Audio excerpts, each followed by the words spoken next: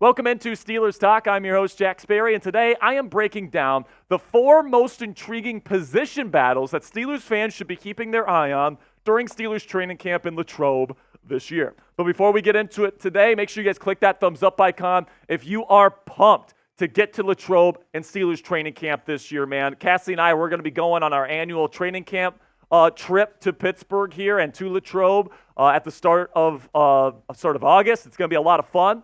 So we're going to be there for practices on August 2nd and 3rd, and we're going to go to Pirates games on the 3rd and 4th.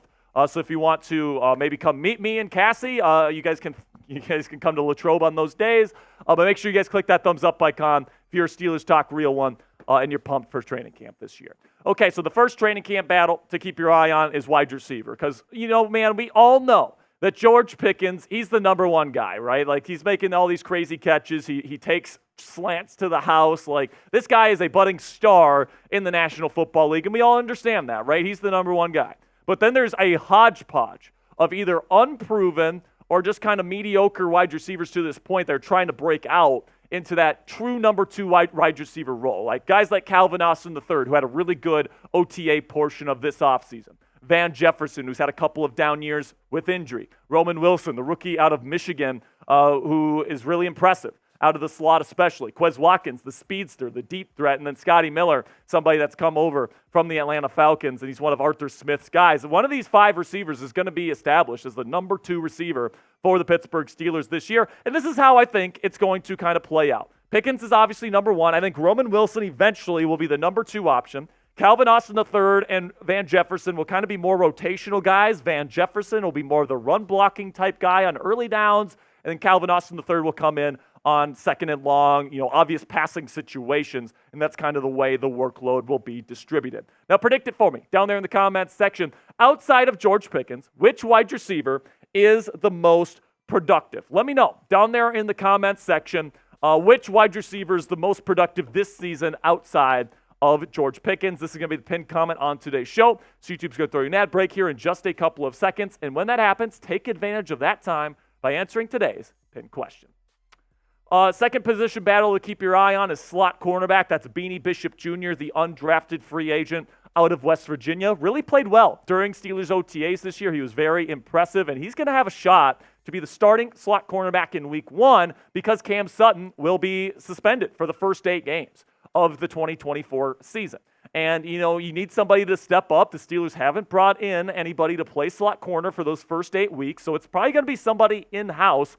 If somebody among this group here between Josiah Scott, Graylin Arnold, and Beanie Bishop Jr.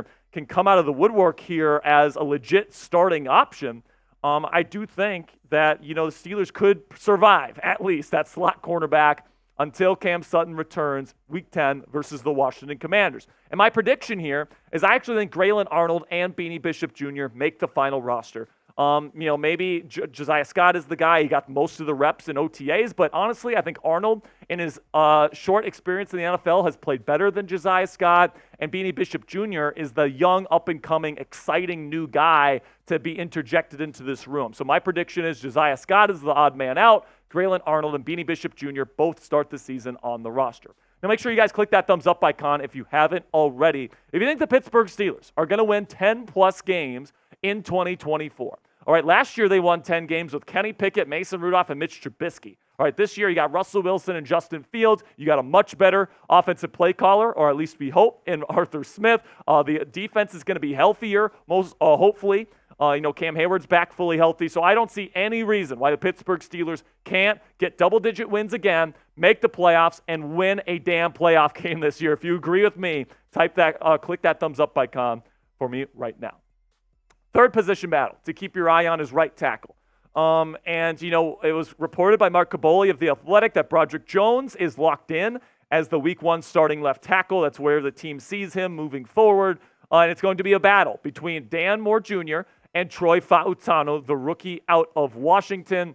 And it's going to be an interesting battle. It really is, guys, because Dan Moore is somebody that's said in the past that he's not comfortable playing on the right side. But Fautanu, the rookie out of Washington, first-round pick, says he's really comfortable on the right side. In fact, he's more comfortable on that side than on the left side. So in my opinion, man, that comfort's going to play a difference in these training camp practices, in the preseason games. I think by the end of it, Troy Fautanu is going to be the starting right tackle for the Pittsburgh Steelers. Now, last year, a lot of people thought Broderick was going to start at left tackle over Dan Moore Jr. week 1, and it ended up being Dan Moore getting the starting nod in week 1, right? So I guess we'll have to see what Fautanu is able to do here in camp. There were some reports early on he was struggling a bit, but then as the OTA periods went on, apparently he showed a lot of very, very intriguing and optimistic signs that he could potentially even start this year for the Pittsburgh Steelers. So I think that he's more talented than Dan Moore Jr. is, and if he can show that talent and put it on display relatively early,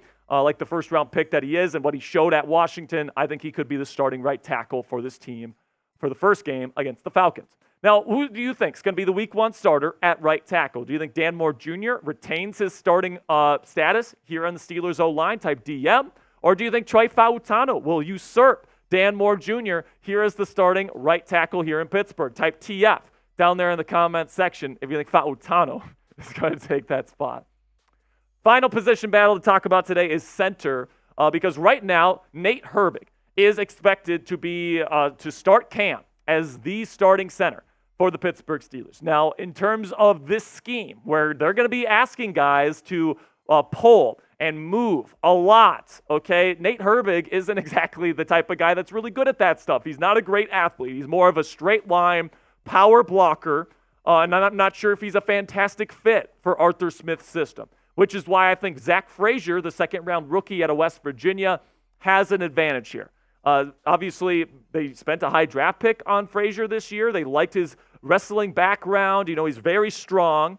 I don't think he's necessarily like the best athlete in the world, but I think he's a better athlete than Herbig is. And I think that through these training camp practices, when they show Nate Herbig here in these running drills, trying to get over and trying to move and these outside zone run schemes, I just don't think that Nate Herbig is going to really look all that good. And I think Zach Frazier is going to look a lot better. I think he's going to be able to move a lot better. And, maybe he won't be the best center in the National Football League his rookie season, but I think he'll be the best center on this football team. I think he'll be better than what Mason Cole was for this team last year. But here is where we're at right now. Could be Frazier, could be Herbig. I think it's going to be Frazier for week 1. I think Fautanu is going to start over Dan Moore Jr., week 1 at right tackle. It's going to be an interesting training camp here. I think that these are legit offensive line battles that we need to keep our eye on here. And at the end of the day, I think it will be the rookies, all right? I think it will be Broderick Jones at left tackle, Isaac Seumalo at left guard, Zach Frazier at center, James Daniels at right guard, and then Troy Fautanu at right tackle. And by the way, speaking of the future of this offensive line, the future's incredibly bright, right? You got Broderick Jones, second-year player, and then you have 3 rookies on this unit right now. Zach Frazier, Mason McCormick, who's going to be replacing James Daniels at right guard in the future, and then Troy Fautanu. These guys are all young. They're all on their rookie contract, and they're all very talented, so I can't wait to see what they're going to be able to do this season. So here we go, guys. We're at the end of today's program, so make sure you type "Here we go" in all caps down there in the comments section if you are a real one and made it to the end of today's show. Make sure you guys click that subscribe button, man, because when the Steelers get going in Latrobe, we're going to be getting going here with our coverage of every single day, daily takeaways of everything that happened at practice, all that great stuff. It's going to be absolutely fantastic, getting you guys ready for the 2024 NFL season. So make sure you click that subscribe button right now to never miss a moment.